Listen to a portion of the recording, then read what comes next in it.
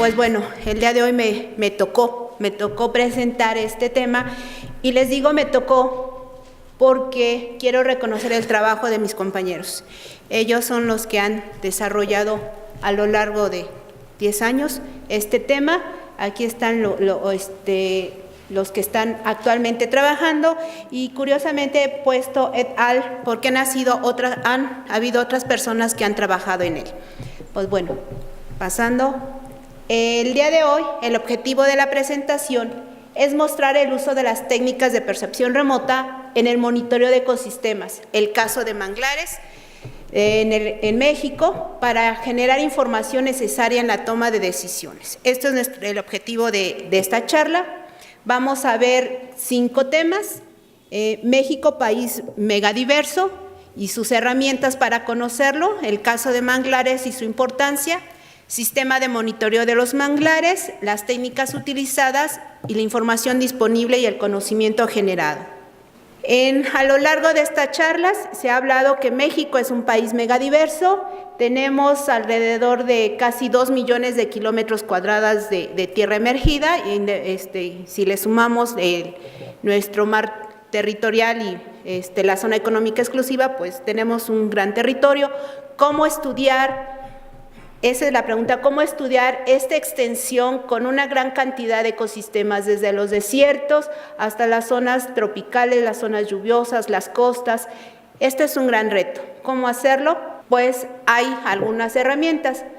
En la historia de la humanidad, el hombre siempre ha estado interesado por conocer su territorio y sus recursos.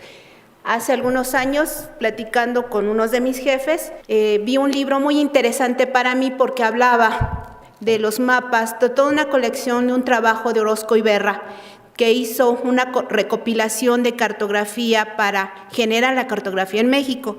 Y en este libro encontré este hermoso mapa, que si alguien sabe dónde es, me lo puede decir, porque no fue muy sencillo. Acá abajo, aunque no se ve desafortunadamente, está una flor de lis que nos indica el norte. Entonces lo tuvimos que girar hacia el norte, como se debe de hacer con los mapas, y entonces aquí pudimos ver que es la costa en el Golfo, es la costa de Tabasco. Y este es un mapa muy antiguo, pero ahora tenemos una imagen de satélite. Vamos a orientarnos un poco más, y estos son los puntos que vemos en la imagen de satélite y en la cartografía histórica que ya muchos años atrás fueron desarrollados. Como les comenté, el hombre siempre ha tenido este interés por conocer su territorio, conocer sus recursos. Aquí podemos ver muy bien, este sería el río Mezcalapa o Grijalva, este sería la desembocadura de los dos ríos, Grijalva-Usumacinta, y este sería la laguna de Términos. Bien, entonces, pues el hombre ha creado herramientas para conocer qué es lo que nosotros tenemos, y ahora hay una técnica que se le llama percepción remota. Pero, ¿qué es eso de percepción remota? Pues rápidamente es la adquisición y medición de las propiedades de un fenómeno, de un objeto o algún material, sin estar en contacto físico con él. ¿Cómo es esto? Un poco como la radiografía. Cuando nosotros nos lastimamos y pensamos que nos lastimamos un hueso, vamos y nos sacan una radiografía, y entonces el médico ve qué es lo que tenemos. Entonces ahí no hay un contacto físico, sino ya está viendo una imagen de nuestro hueso. Un poco es eso, y esto lo hacemos con la energía que viene del Sol, llega a la superficie de la Tierra. En este satélite van montados algunos dispositivos que se llaman sensores, que son los que van a registrar y cuantificar la energía que la superficie de la Tierra refleja o emite. Es esta energía que llega del sensor, lo mandan a sistemas de recepción como la antena, como la que ya platicó Rainer. Procesamos esa energía para convertirla en una imagen de satélite.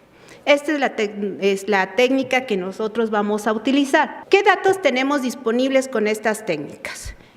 Tenemos muchos, como vimos en alguna lámina de Rainer. Actualmente hay muchos satélites, pero los que nosotros generalmente usamos es esta imagen, que es una imagen MODIS que usamos para incendios, porque en una imagen casi cubrimos todo el territorio mexicano, pero hay otro tipo de imágenes, en este caso se llaman imágenes spot, con mayor detalle. Aquí podemos ver muy bien estos lagos, esta es parte de la laguna de Términos, pero también tenemos fotografía aérea.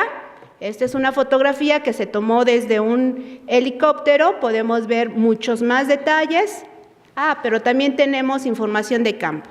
Esta es una fotografía hemisférica que nos puede ayudar a hacer diferentes análisis. Aquí una diferencia, esta imagen MODIS, cada cuadrito de la imagen MODIS es 250 metros de resolución, una imagen spot es de 10 metros de resolución y así sucesivamente vamos teniendo diferentes detalles. Ya sabemos que México es megadiverso, que tiene casi 2 millones de kilómetros cuadrados, que hay técnicas para estudiarlo.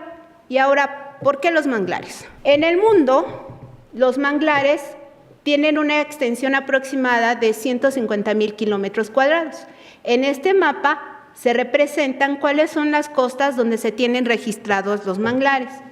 Ocupan entre el 60 y el 75% de las costas del mundo, cubren al menos el 0.1% de la superficie emergida. Existen alrededor de 70 especies registradas por estos dos autores, y donde hay mayor concentración de especies es en Indonesia, considerado como el centro de distribución y biodiversidad de los manglares. Los autores han mencionado que tiene alta productividad, que genera gran cantidad de nutrientes, que son exportados por las mareas a las aguas marinas, donde son aprovechados por pastos marinos, arrecifes y otros organismos. Hay aquí un intercambio. Son productores de oxígeno y capturan carbono. Una alta biodiversidad. Aquí nada más representamos a algunas cuantas especies que son registradas en estos ecosistemas de manglares, pero también son muy útiles. Son hábitats de especies en algunas etapas de su ciclo de vida, sitios de descanso y anidación de algunas especies, sobre todo aves migratorias, son barreras naturales de protección. Este autor, Gire, hizo un estudio para determinar que son reducción de impactos de fenómenos naturales como ciclones y tsunamis. Recordaremos que en 2004 hubo un tsunami que afectó a parte de Asia. Entonces, este autor estuvo valorando e investigó qué tanto pudo haber protegido los manglares en las zonas costeras. Entonces, a partir de este estudio es como él saca esta conclusión. Zona de protección y crianza de especies comerciales como peces, amortiguamiento de impactos de acarreo de tierra y contaminantes, material de construcción, fabricación de artes de pesca como tapos, ecoturismo. Estos son algunos de los puntos de la utilidad de estos ecosistemas. Pero, ¿qué pasa con los manglares en México? Se tenían registrados en los 17 estados costeros de México, se sabía que existía ahí los manglares. En México se tienen 4 especies dominantes, aquí están los nombres y omito decirlos porque me cuesta mucho trabajo decirlos, soy geógrafa, no bióloga. En últimas fechas se han reconocido 2 especies más y una variedad de distribución con distribución restringida. Estas son las especies, generalmente están en Oaxaca y en Yucatán y Chiapas, donde se tienen estas distribuciones. Entonces, actualmente podemos decir que hay 6 especies en México y una variedad. Pero, ¿cuál es su problemática? Aquí cité de las 4 problemáticas más fuertes, como es la construcción de caminos y carreteras. Aquí lo vemos claramente, esta carretera ha impedido la circulación natural del agua, de tal suerte que aquí podemos ver cómo se mantiene el manglar, pero como del otro lado ha quedado pues destruido. Tenemos cambio de uso de suelo, por ejemplo en esta fotografía podemos ver muy bien cómo aquí ya hicieron la lotificación para seguir creciendo en zona donde era manglar, construcción de granjas camaronícolas, aquí lo vemos perfectamente, son granjas y bueno, están afectando a la parte de lo que es el manglar. Incremento de zonas urbanas, turísticas e industriales, por ejemplo, este es un pozo petrolero en zonas de manglar y aquí es un cambio de cobertura, este es manglar y estos son pastos para ganado. Estos son algunos de los ejemplos de las presiones que tiene este ecosistema. Entonces, viendo la importancia que tiene este ecosistema, las herramientas con las cuales contamos, decidimos pues implementar este sistema de monitoreo de manglares de México. Insumos importantes son mapas de manglares y sus coberturas, patrones espaciales, parámetros biofísicos, resultados de proyectos financiados por Conavio.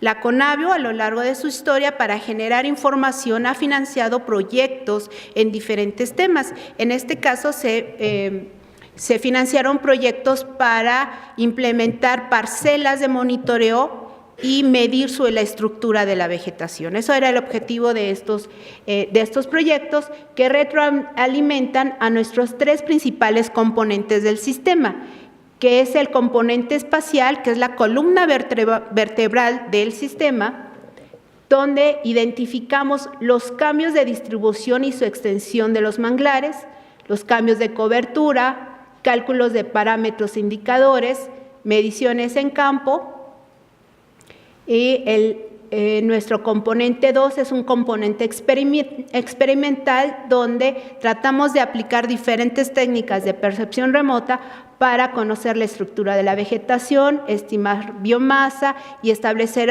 indicadores que nos ayuden a monitorear los manglares. El tercer componente, pero no el menos importante, es el componente social. Este componente lo empezamos a iniciar con el monitoreo de los efectos de la política pública sobre los ecosistemas de manglar. Estos fueron dos proyectos que se financiaron, uno para la Universidad Metropolitana, que nos ayudaban a ver cómo la política pública ha tenido influencia en conservar o no los manglares. Bueno, los resultados que obtenemos de nuestro sistema lo tenemos a nivel nacional, estatal, en sitios piloto, en parcelas, con estos estudios que son financiados, y a nivel de especie. Este es el último punto que se ha agregado a nuestro sistema de monitoreo con un proyecto sobre genética de manglares. Vamos a hablar un poco más del componente espacial, que es el que más se ha desarrollado en la Conavio.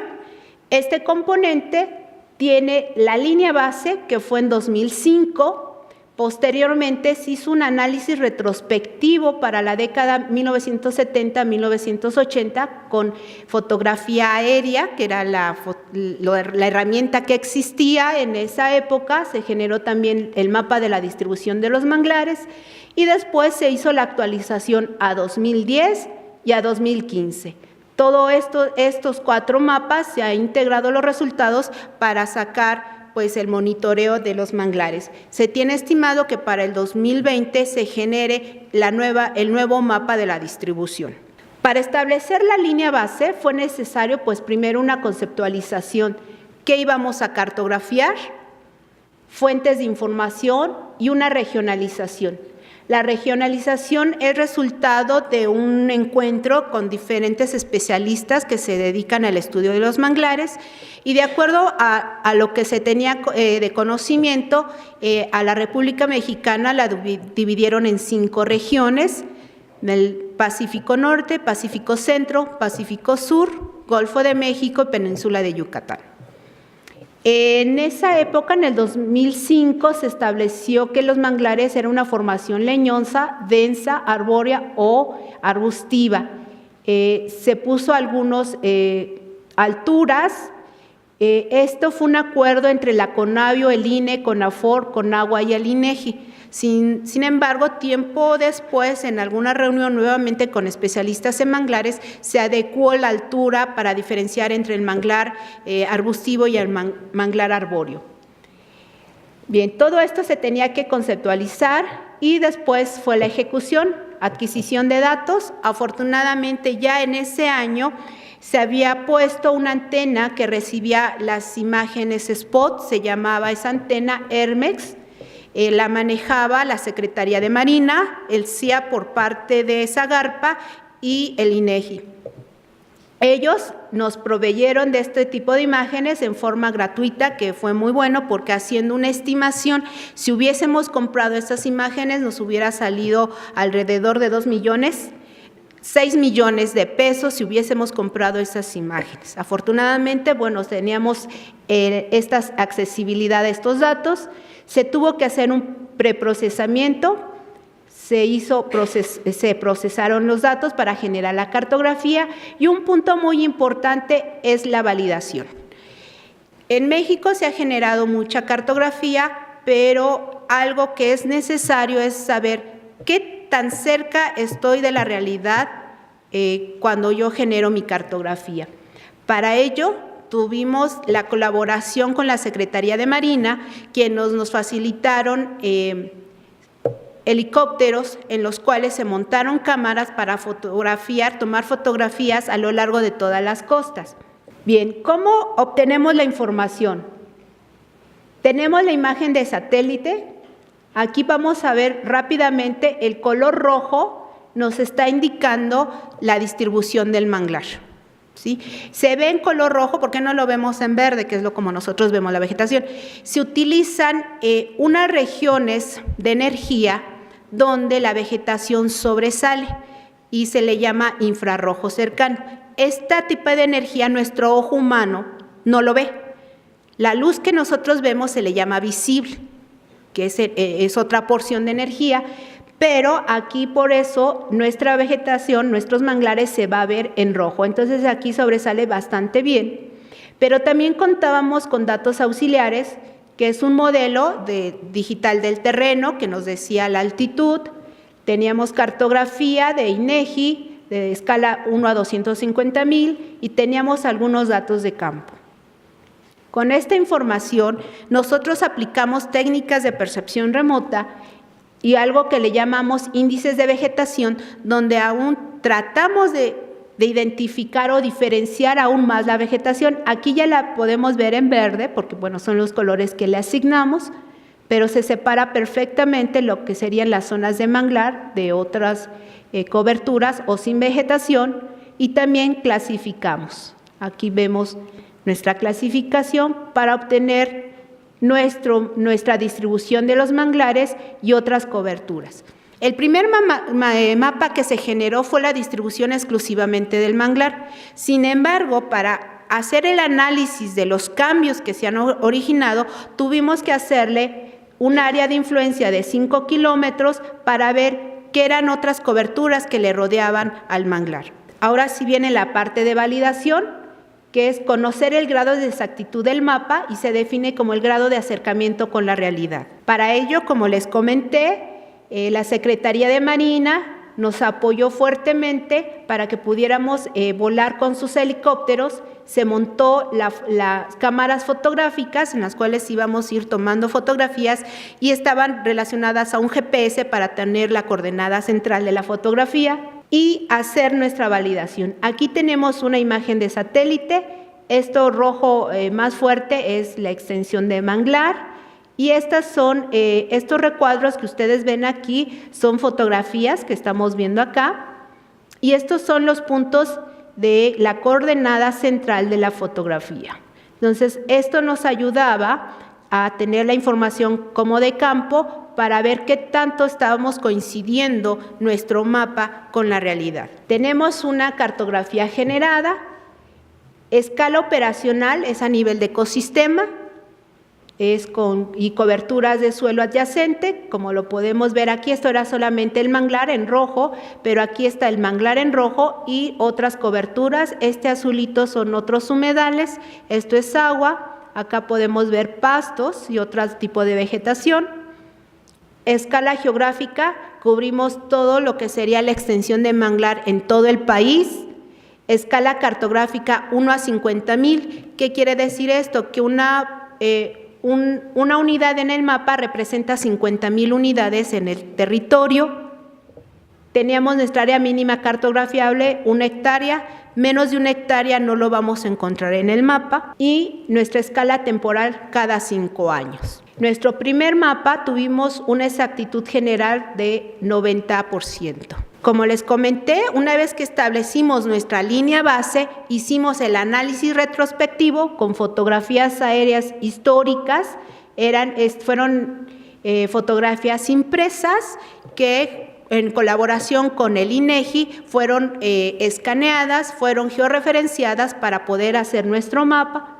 En el 2010 se usaron imágenes Spot 5 de la antena Hermex y en 2015 también se volvieron a usar imágenes Spot 5 con la antena Hermex nueva generación. En esta gráfica se presenta cómo ha cambiado la extensión de manglar en cada uno de los 17 estados costeros de la República. A lo largo pues, de los 4 observaciones que tenemos, podemos ver cuáles han sido los estados que han perdido más en proporción. Por ejemplo, aquí Campeche es el estado que más extensión tiene de manglar, que ha perdido bastante, pero también tendremos a Jalisco, que aunque su extensión no es muy grande, pero sí ha perdido bastante en cuanto a su extensión. Casi más del 50% se ha perdido en ese estado. Pero toda esa información no es útil si no está publicada. Entonces, la CONAVIO se ha dado a la tarea de publicar toda la información que ha generado y en esta página creada para el tema de manglares, cualquier persona que tenga interés sobre el tema puede encontrar toda la información generada. De entrada, por ejemplo, aquí podemos ver la extensión de cada una de las observaciones.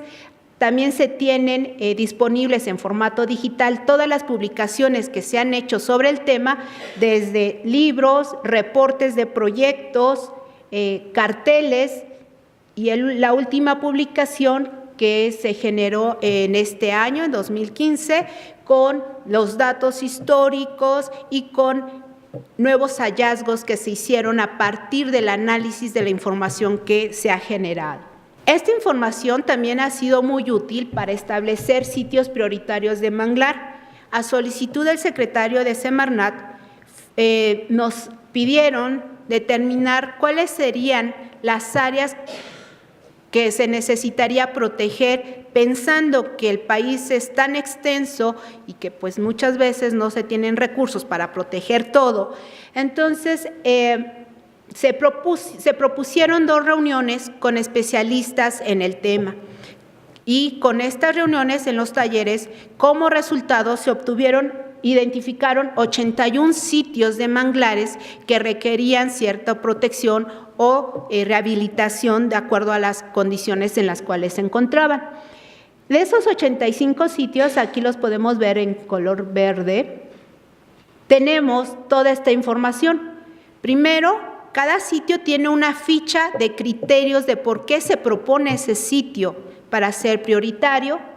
Se tiene una ficha de caracterización donde se dice qué clima hay, qué tipo de suelo, cuáles son las especies que dominan en esa zona, cuáles son las amenazas que existen, y también hay mapas de ubicación del sitio, un catálogo fotográfico, listas de especies de plantas y de animales.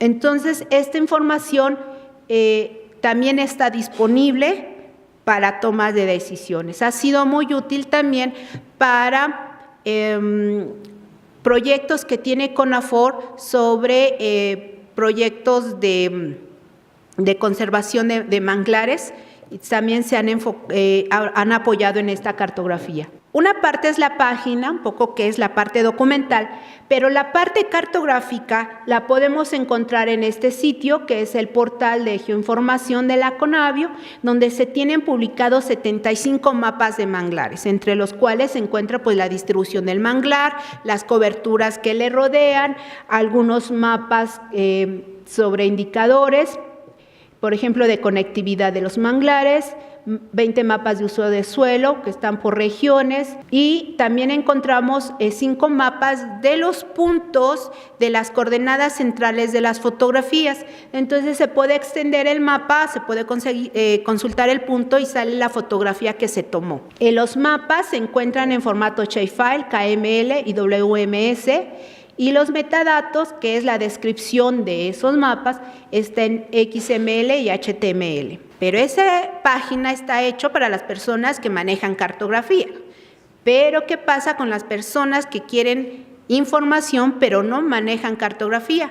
Para ello se diseñó el Atlas Naturaleza y Sociedad, donde está la misma información, pero en una forma más digerida para las personas que de entrada no tienen interés de bajar un mapa y saber cómo manejarlo, sino en esta página pueden consultar los mapas sin tener que bajarlo y les proporciona pues toda la información.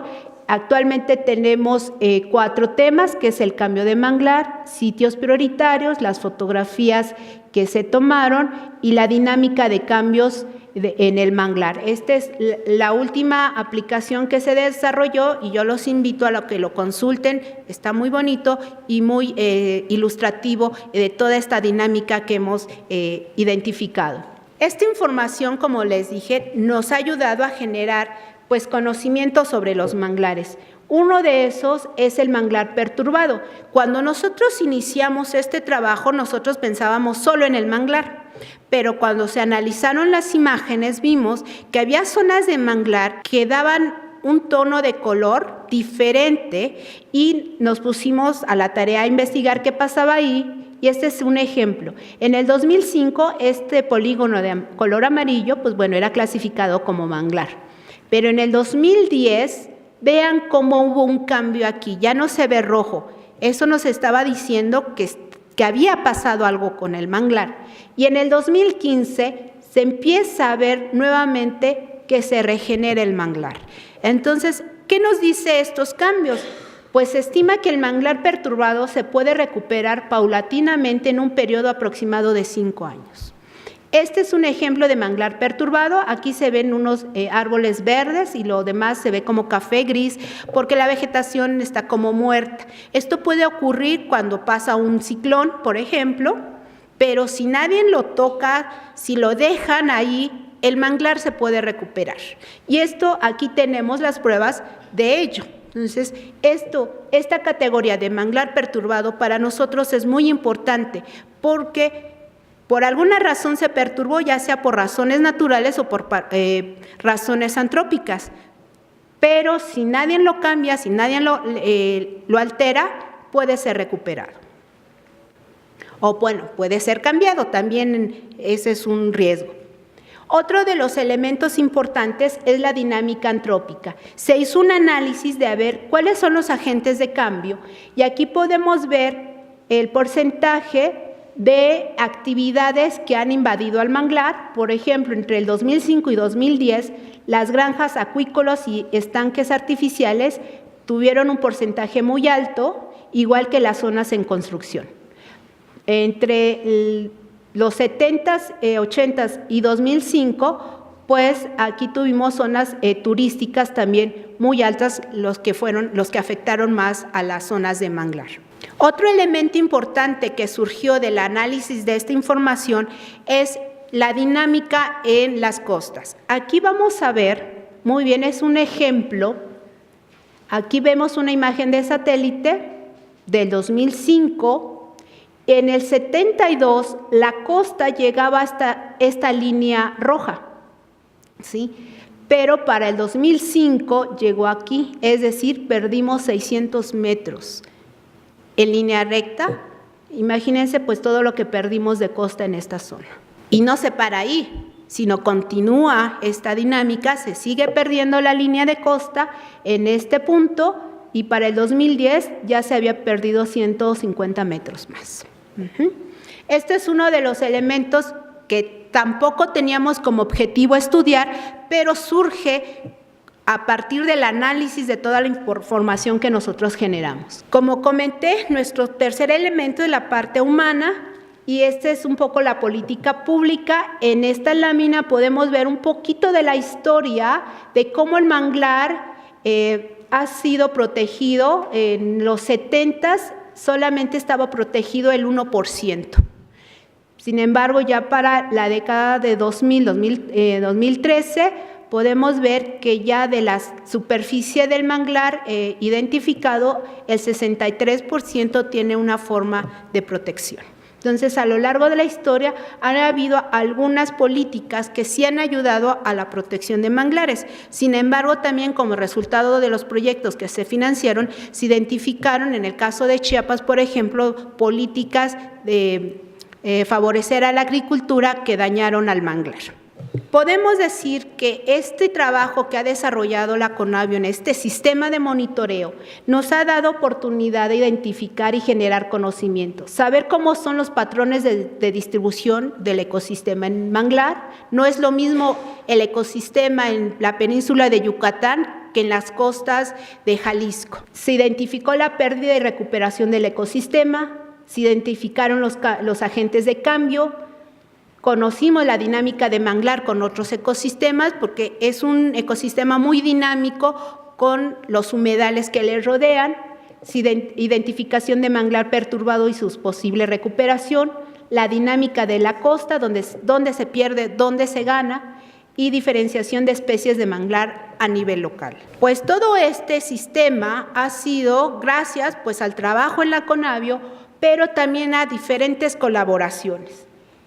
Primero, los especialistas de manglar, se creó un directorio donde las personas que se dedican al estudio de este ecosistema se pueden registrar e indicarnos dónde estudian, cuáles son sus áreas de estudio, qué estudian, y tenemos 247 personas registradas en este directorio.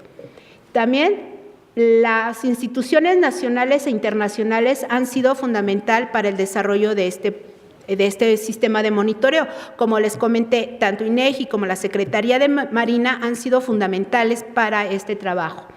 Organizaciones no gubernamentales como ProNatura y población local. Cuando se ha salido a campo, el conocimiento de las personas que viven en estas zonas es fundamental para poder conocer aún más los manglares. A manera de conclusiones, podemos decir tres. Una, el uso de los datos de la tecnología espacial ha permitido el desarrollo del sistema de monitoreo. Como les comenté, la columna vertebral es la cartografía que surge de las imágenes de satélite. Dos, se ha generado información periódica y comparable en el tiempo. Esto es muy importante porque nuestros 4 mapas que hemos generado los podemos comparar porque tienen el mismo método. Muchas veces nos enfrentamos a que no podemos comparar dos cosas porque el método fue diferente o los insumos fueron totalmente diferentes. Y 3, permite conocer el ecosistema para la toma de decisiones. Entonces tenemos datos, información y conocimiento. Muchísimas gracias.